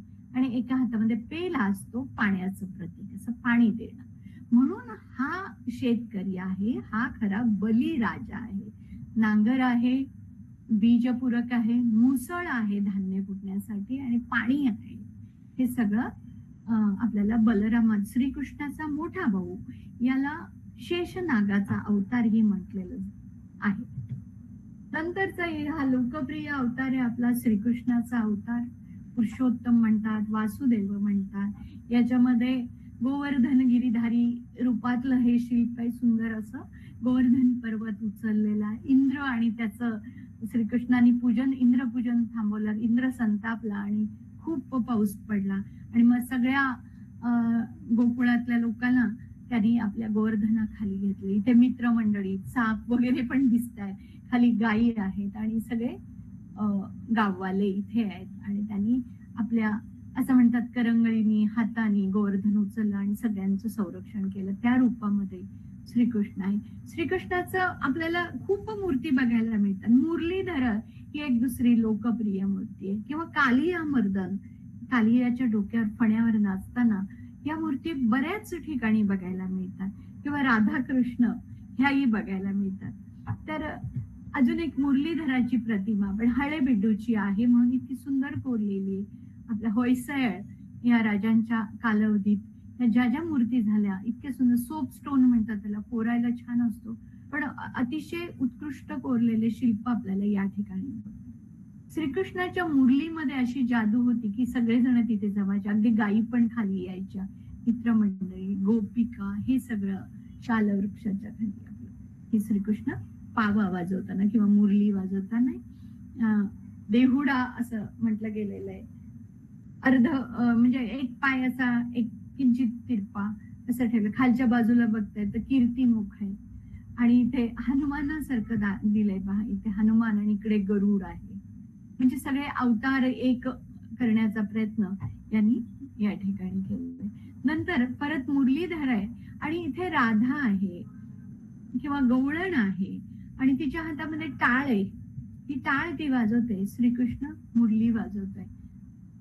वेगवेगळ्या आभूषणाने नटलेली ही सुंदर मूर्ती आहे. म्हणजे मुकुटादी दागिने, आपल्याला अगदी ही लांब अशी वैजंती वगैरे हे सगळं इथे बघायला मिळतं. तो एक महत्वपूर्ण अवतार जो श्रीकृष्णाचा आहे. त्यानंतर बुद्धाला पण मानलं गेलेलं आहे. बुद्धाला पण मूर्ती दशावतारामध्ये घेतलेला आहे. आणि नंतर भावी जो अवतार होणार आहे तो घोड्यावरून येईल, हातात तलवार असेल, आणि असं म्हटलं गेलं म्लेच्छांचा संहार केला. म्लेच्छ म्हणजे विशिष्ट अशी कुठलीही जमात नाही, तर परकीय असा तो शब्द आहे. म्लेच्छ याला परकीय असं म्हटलं गेलेलं आहे. तर याच्यामध्ये कल्की भावी अवतार होणार म्हणून त्या मूर्ती आपल्याला दाखवल्या गेल्या. त्याच्यानंतरच्या विष्णूच्या मूर्ती बघायचं तर लक्ष्मी विष्णू, आपल्या पत्नीलाही तितकं महत्व द्यावं हे देवदेवतांनी पण सांगितलंय. तर आपल्याला इथे दिसतंय पहा, विष्णू आहे, लक्ष्मी आहे, आणि हे दोन्ही यानक आहेत. यानक म्हणजे यानावर बसले. इथे यान म्हणजे दुसरं तिसरं काही नाही, त्यांचं वाहन गरुड आहे, आणि गरुडावर बसलेलं अर्धपर्यंकासन म्हणतात, किंवा याला ललितासन म्हणतात. विष्णू सव्य ललितासनात आहे, लक्ष्मी वाम ललितासन. आता शंख, चक्र, गदा, पद्म ही आयुध आहेत, जरा इथे भग्न आहे. आणि लक्ष्मीच्या हातामध्ये कमळ आहे, पद्म इथे दिसते, आणि काहीतरी फळ आहे. नंतर गरुड खालच्या बाजूला दिसतोय ना, आसनावर बसलेले लक्ष्मी आणि विष्णू. आधी लक्ष्मीचं नाव घेतलं जातं, आणि नंतर इथे विष्णू आहे. प्रतिमा काही सुंदर अशा आहे. मोठा असा गरुड दाखवलेला आहे, आणि विष्णू आणि लक्ष्मीला खांद्यावर घेऊन तो उडताना. हे पण खूप छान कोरलेलं एक शिल्प आहे. त्यानंतर योगेश्वर विष्णू किंवा योग नारायणी विष्णू असंही म्हटलं गेलं. आता ही योग मुद्रा का, हा तर स्थानक आहे, असं नसतं नाहीये, बसलेला नाही, तरी पण डोकं, मान, छाती आणि पाय एका स्थितीत आहे, न हालता असं उभं राहिलं तर हे एक आसनाचाच प्रकार आहे. आणि त्याच्या दोन्ही खालचे हात जे आहे योग मुद्रेमध्ये आहे, आणि हातामध्ये पद्म नावाचं कमळ आहे. आणि मागच्या दोन्ही हातात शंख आणि चक्रे, बाकी सगळे आयुध आणि प्रभावलय वगैरे हे सगळं आपल्याला योगेश्वर विष्णूला बघायला मिळते. त्यानंतर अजून एक सुंदर प्रतिमा कैलास लेण्यामध्ये आहे वेरूळच्या. हे पण यानक आहे. इथे गरुड इतका सुंदर दाखवलेला आहे, त्याला छान पंख आहेत आणि मानवी रूपामध्ये आहे आणि विष्णू त्याच्या खांद्यावर बसलेले आहेत. वरच्या बाजूला हे आकाशातून सगळे गंधर्व विद्याधर वगैरे हे बघत आहेत, कुणी पुष्पवृष्टी करत आहे अशातलं आहे. त्यानंतर ह्या वेरूळ च्या कैलास लेण्यामधलंच मी काही शिल्प दाखवते. इथे नरसिंह आणि हिरण्यकशिपूचं युद्ध आहे. ते वेगवेगळं कसं सुंदर शिल्प आहे, पण एक पाय त्याचा खाली आहे हिरण्यकशिपू, दुसरा त्याने वर उचललेला आहे. नरसिंह असा तिरपा उभा आहे. सुंदर असं कोरलेलं हे शिल्प आहे. नंतर ही एक फार छान मूर्ती आहे अनंताची, बदामी लेणे. दक्षिण भारतामध्ये बदामी आहे. आपण शेषशाही शयन विष्णू बघितलाय, पण हा शेषशाही नागावर बसलेला आसनस्थ विष्णू आहे. त्याला अनंत असंही म्हटलं. बऱ्याच घराण्यामध्ये अनंताचं व्रत असतं. ते अनंत चतुर्दशी, गणपतीमध्ये अनंत चतुर्दशी दिवशी करतात. ते विष्णूचं एक आहे. ते जवळपास 7व्या शतकातली ही प्रतिमा, ही मूर्ती आहे. शेष नागावर बसलेला आहे. एकार्णव स्थितीत, जे मगाशी मी सांगितलं, हा विष्णू आणि नाग मागे त्याचं मुकुट वगैरे अगदी असं उंच 7व्या. जितकं तुम्ही जुनं म्हणजे मागे जाल तितकं तुम्हाला दागिन्यामध्ये असा फरक बघायला मिळेल. म्हणजे अगदी 12व्या शतकापर्यंत तुम्हाला उत्कृष्ट कोरलेले दागिने मिळतील. नंतर आपल्याकडे खूप युद्धाचं वातावरण सुरू झालं होतं, त्यामुळे कलेला असं स्थान मिळत नाहीये आणि कला खूप मागे पडली गेली मध्ययुगामध्ये. त्याच्या आधी आपण बघतो अतिशय सुंदर अशा मूर्ती आपल्याला बघायला मिळते. तर ही अनंताची मूर्ती आहे, जी बदामी लेण्यामध्ये आहे. त्याच्यानंतर काही मगाशी आपण म्हणालो होतो, काही संयुक्त मूर्ती मिळतात. त्याच्यात हरिहर म्हणजे शिव आणि विष्णू याचं एकीकरण करून त्याची नखशिखांत विभागणी करतात. म्हणजे मुकुटापासून पायापर्यंत अर्धा भाग हा शिवाचा आणि अर्धा भाग विष्णूचा. शिवाचे 2 हात, विष्णूचे 2 हात. एका बाजूला विष्णूचं वाहन गरुड बसलेलं आहे, तर दुसऱ्या बाजूला शिवाचं वाहन नंदी बसलेलं. शिवाच्या दोन्ही हातातलं जे आहे त्रिशूळ, डमरू किंवा खटवांग असे काहीतरी 2 आयुध. तर विष्णूचं शंख, चक्र, गदा, पद्मापैकी 2 आयुध. तर इथे काय तुम्हाला इथे ब्रह्मे शान जनार्दन अर्क म्हणजे काय 4 जण आहेत. कोण आहे? ते ब्रह्मदेव आहे. शान म्हणजे ईशान म्हणजे कोण? शिव. जनार्दन म्हणजे काय? विष्णू. आणि अर्क अशी 4 मुख असलेला हा देव आहे. ही संयुक्त मूर्ती म्हणजे पंथातले भेद नष्ट व्हावे आणि परमेश्वर हा सगळा एकच आहे. शेवटी तुम्ही कुणाचंही आराधना करा, कुणाची आराधना करा, एकच आहे तो, असं सांगण्याचा प्रयत्न या संयुक्त मूर्तीने केलेला. इथे 8 हात असतात आणि प्रत्येक देवतेचे 2-2 आयुध त्या हातामध्ये असतात. आता सूर्य म्हटलं की कमळ त्याचे, ब्रह्मदेव म्हटलं की हे कूर्चा म्हणतात, यज्ञात टाकायच्या पळ्या असतात. यज्ञात तूप अर्पण करतात तेव्हा लाकडी दांड्याच्या पळ्या असतात ते, किंवा कमंडलू असतं. आता विष्णू म्हटलं तर इथे चक्र दिसतोय, शंख आहे, आता हे भग्न आहे, किंवा शिवाचं त्रिशूळ असेल. हे सगळे आयुध प्रत्येक देवाचे आहे. खालच्या बाजूला तुम्ही बघितलं तर 7 घोडे असलेला रथ आहे आणि त्याचा सारथी अरुण या ठिकाणी आहे. आणि उषा आणि प्रत्युषा त्याचे, किंवा दंड पिंगल हे त्याचे सेवक सूर्याचे इथे दाखवले. असं हे सगळ्या देवतेला एकत्र करण्याचा प्रयत्न या संयुक्त प्रतिमेमध्ये असतो. त्यानंतर वैकुंठची ही प्रतिमा, ही पण महत्वाची. आता पांचरात्र हे तत्वज्ञान आहे ते वासुदेव विष्णू म्हणजे मधलं मुख आहे वासुदेवाचं, म्हणजे विष्णूच आहे. मग दुसरं सिंहाचं मुख संकर्षणाचं, मग वराहाचं मुख असतं प्रद्युम्न, आणि मागच्या बाजूला एक मुख ते अनिरुद्ध. असे 4 व्ह्यू सांगितलेले आहे. वैष्णव संप्रदायाची ही मुख्य देवता विष्णू आहे आणि मग मानवी रूपातला तुम्हाला इथे विष्णू इथे दिसतो आणि बाकीचे जे पहिले 2-3 स्लाइड्स ज्या बघितल्या होत्या त्याच्यामध्ये मी तुम्हाला सांगितलं होतं अनिरुद्ध, प्रद्युम्न, संकर्षण याच्याविषयी. त्यांना मिळून व्यूह तयार होतो आणि त्या सर्वाची उपासना पंचरात्र तत्वज्ञानामध्ये हे सांगितलेलं आहे. असं म्हणतात की हा विष्णूचे वास्तव वैकुंठामध्ये आहे. तर आपल्याला माहिती आणि शिवाचं कैलासामध्ये आहे. आता महाभारतामध्ये शांती पर्वामध्ये पण बरंच त्यांनी नारायणी आख्यानामध्ये विष्णू आणि नारायण हा भेद तिथे नष्ट केलेला आहे. त्यानंतर पंचरत्न तत्वज्ञान, त्याच्यानंतर भागवत तत्वज्ञान, रामानुज, मध्व संप्रदाय, निंबार्क हे सगळे संप्रदाय विष्णूची भक्ती करणारे. पंचरात्राप्रमाणे सगुण भक्ती आहे, थोडस तांत्रिक तंत्र मार्गी उपासना याची आहे. आता शतपथ ब्राह्मणामध्ये सांगितलं की 5 दिवस चालणाऱ्या या सत्राला पंचरात्र असं संबोधलं आहे. आणि ते सत्र नारायणाने केलं म्हणून ते अगदी महत्वाचं मानलं गेलेलं आहे. परमतत्व, भक्ती, मुक्ती, योग आणि विषय या 5चे मिळून पंचरात्र तत्व आहे आणि मग त्याच्यातच निरूपण केलं गेलं आहे. याच्यामध्ये मंदिर निर्माण पण आहे, मूर्ती कशी असावी आहे, प्रतिष्ठा विधी कसा करायचा आहे, दर्शन, मंत्र, यंत्र, योग हे सगळं त्याच्यामध्ये येतं. हे वैकुंठाची अजून एक प्रतिमा आहे. तर ह्या मूर्ती तर इथे आहे, त्याच्याबरोबर काही देवता मागच्या बाजूला प्रभावलयीमध्ये दिसतात आणि याच्यामध्ये कधी कधी अष्टदिक्पाल पण असतात. हे पण जरा पिक्चर चांगला नाहीये पण इथे क्लिअर आहे.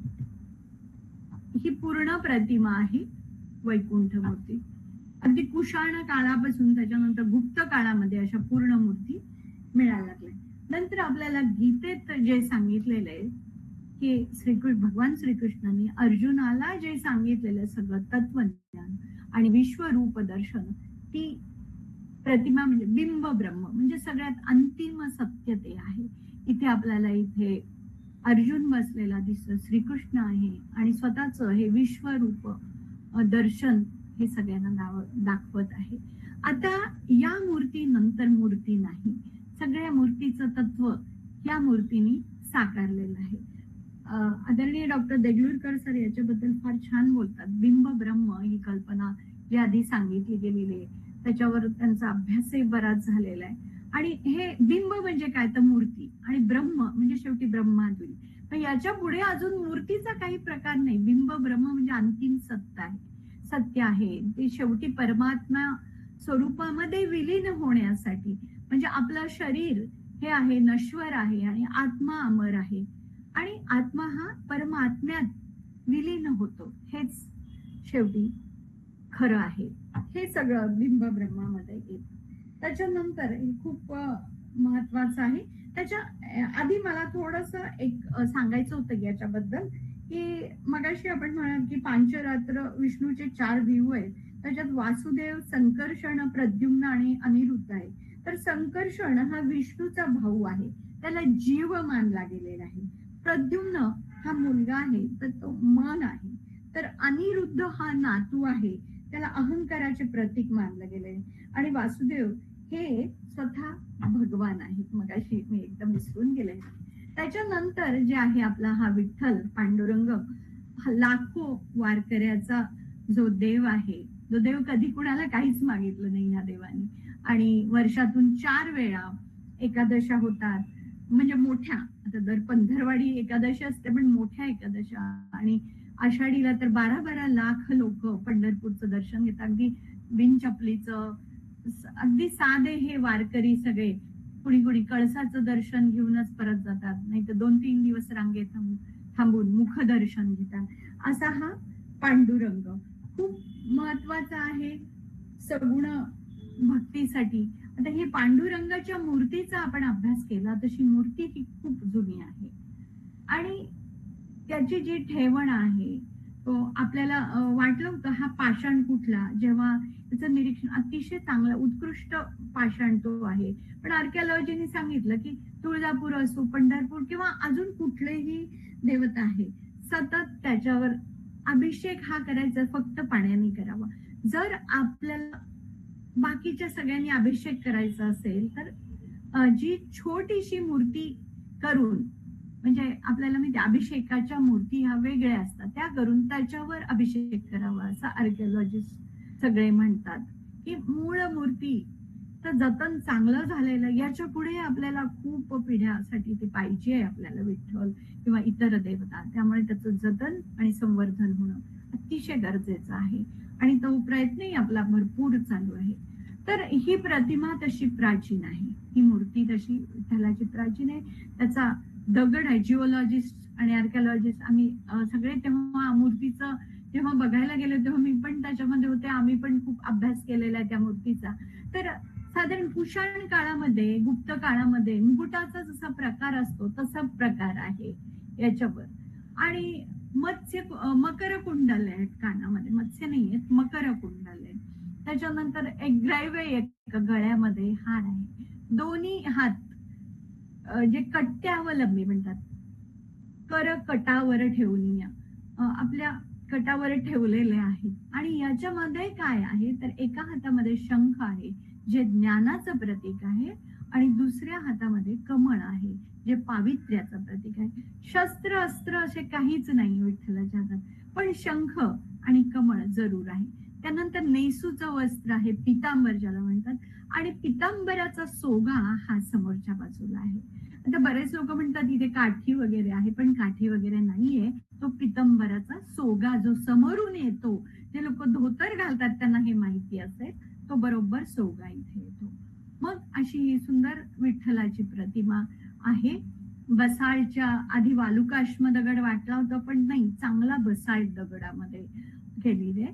नंतर आता पांडुरंगाजवळ रुक्मिणी ही नाहीये, ती थोडीशी दूरवर आहे आणि हिचा पाषाणही वेगळा आहे, पण अतिशय चांगला आहे. तर शाळीग्रामासारखा आपण म्हणतो ना, गंडकी नदीवरून, तसा अगदी चमकदार अतिशय उत्कृष्ट प्रतिमा आहे. कदाचित ती थोडीशी नंतरची असावी या मूर्तीपेक्षा, असं अभ्यासावरून तर दिसत आहे. पण दोन्ही प्रतिमा विठ्ठलाची आणि रुक्मिणीची अतिशय उत्कृष्ट स्थितीत आहे. त्याचं जतन संवर्धनही चांगलं होतं.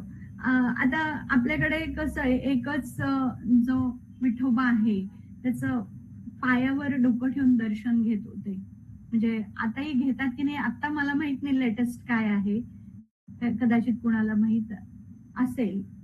पण म्हणजे आपल्याला ही मूर्ती खूप दिवस जतन करायची, तशीच ठेवायची आहे, ती राहणार आहे, याच्याबद्दल तर काही शंका नाही. आजची स्थिती पण त्याची उत्तम आहे. हीच विठ्ठलाबद्दल मला इथे सांगायचंय. मग हा विष्णूचाच अवतार आहे, पण देवानी काय म्हणलं, ज्ञानेश्वर महाराज म्हणतात 24 हा वेगळा. 24 म्हणजे केशव नारायण माधव हे चतुर्भुज आहेत, त्याच्या हातातले आयुध आहेत, मग त्याच्यापासून हा वेगळा 25वा असं म्हटलं गेलेलं आहे. म्हणजे हातामध्ये काय फक्त शंख आणि पद्म असं दोनच आहे. विष्णूच एक रूप असलेला, आपण कलियुगातला विष्णू तो म्हणलेला आहे या विठ्ठलाला, तो इथे आहे. आता याच्यामध्ये बरेच जण म्हणतात मूळ मूर्ती कोणती, माढ्याची मूळ मूर्ती का याची, पण माढ्याची मूळ मूर्ती नाहीये. तिचा तुम्ही चेहरा बघितला, तिचा अभ्यास केला तर थोडस बालकृष्णासारखी ती दिसते आणि तिच्या कानामध्ये शंख कुंडल आहेत, मकर कुंडले नाहीत, म्हणजे मगरीच्या आकाराचे नाही तर शंखाच्या आकाराचे. आणि छातीवर जो श्रीवत्स असतो, विष्णू शिव प्रेमाचं प्रतीक याच्या ठिकाणी असतं, तिथं तो मंत्र एक लिहिलेला आहे, कूट मंत्र असा, आणि तो अक्षरामध्ये लिहिलेला आहे कुठे, माढ्याच्या मूर्तीवर. मग ते नंतरच्या काळी झालेला असावं, म्हणजे नंतरची मूर्ती आहे याच्यावरूनच ते सिद्ध होते. इथे मात्र ती खूण आपल्याला दिसते विठ्ठल मूर्तीच्या. तर अशा प्रकारे ही विठ्ठलाची म्हणजे विष्णूची प्रतिमा आहे आणि असंख्य भाविकांचं महत्वाचं श्रद्धास्थान आहे. त्यानंतर स्टेट आर्किओलॉजीनी या मंदिराचं कन्झर्वेशन केलेलं, ते चांदीचा पत्रा वगैरे काढून मूळ रूपामध्ये ते मंदिरचं असावं, म्हणजे संत जेव्हा होते त्यांना ते मंदिर कसं दिसत असेल तसं हे मंदिर हा फोटो तो आहे आणि मूळ दगडी रूप आणि हा विठ्ठलाचा आपल्याला या फोटोमध्ये छान असं दिसत आहे. त्याच्यानंतर हे फार महत्वाचं आहे, तिरुपती बालाजीचं आणि विष्णूचीच मूर्ती आहे तिरुपती बालाजी, त्याला श्री व्यंकटेश्वर म्हणतात. तिरुमलाच्या ज्या आंध्रामधल्या 7 टेकड्या आहेत, त्या 7व्या टेकडीवर हे मंदिर आहे. त्याचं नाव व्यंकटेश आहे, बालाजी आहे, गोविंद म्हणतात, श्रीनिवास म्हणतात. मूर्तीची उंची जी आहे 8 फूट आहे, मोठी उंच मूर्ती आहे. चतुर्भुज आहे, 4 हातामध्ये. त्याच्या काय काय, एक वरद मुद्रा, हे खाली आहे तर ही वरद मुद्रा आहे. त्याच्यानंतर वरच्या बाजूला इथे जो आहे चक्र आहे, सुदर्शन चक्र, जे इथे आपल्याला दिसतंय बघा वरच्या हातामध्ये. परत डाव्या वरच्या हातामध्ये शंख आहे आणि डावा खालचा हा कट्ट्यावलंबी आहे. विठ्ठलाचा जसं आपण बघितला की कट्ट्यावलंबी हात आहे, पण त्याच्या हातामध्ये काही आहे.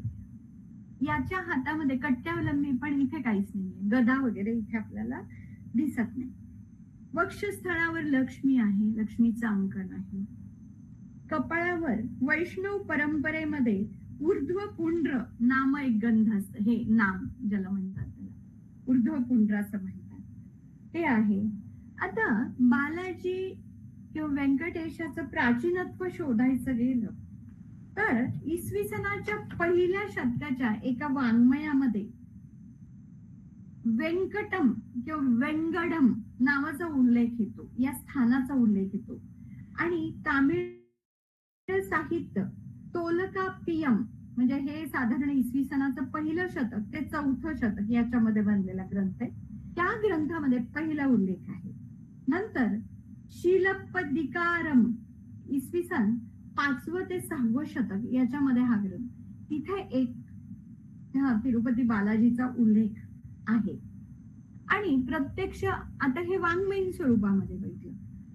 मग पुरातत्वीय स्वरूपात बघितलं तर तिथे एक शिलालेख मिळतो आणि तो इसवी सन 966 मध्ये पल्लव राणी जी सामवाई ही पल्लव राणी होती आणि तिने दिलेली देणगी आहे, या मंदिरासाठी दिलेली देणगी जी इसवी सन 966 मध्ये होती, त्याच्यामध्ये तिरुपती बालाजीचा उल्लेख आहे. पुराण कथा काय सांगते की राजा तोंडमान यांना वारुळामध्ये ही मूर्ती मिळाली, असं पुराणामध्ये आहे. मग या पल्लव राणीच्या पुढे म्हणजे पल्लवांनी इथे मंदिराला दान दिलं होतं, नंतर चोलांनी दिलं, मग पांड्यांनी दिलं, मग रेड्डी, मग विजयनगर साम्राज्याने इथे मंदिराला देणगी दिली आणि मंदिराचा विस्तार केला. इथली पूजा आणि पूर्ण रचना जी आहे वैखनस आगम, जे आगम ग्रंथ आहेत त्याच्यातल्या वैखनस आगमानुसार होते. अशी ही तिरुपतीची मूर्ती, जे भगवान विष्णू आपल्याला कलियुगातला हा तिरुपती दिसतो त्याच्यानुसार होते. आता अशा रीतीने आपण विष्णू मूर्तीचा प्रवास बघितलेला आहे. आपण शांतपणे सगळ्यांनी ऐकून घेतलं त्याबद्दल मी आपली आभारी आहे. धन्यवाद. आता कोणाला काही विचारायचं असेल तर विचारू शकता.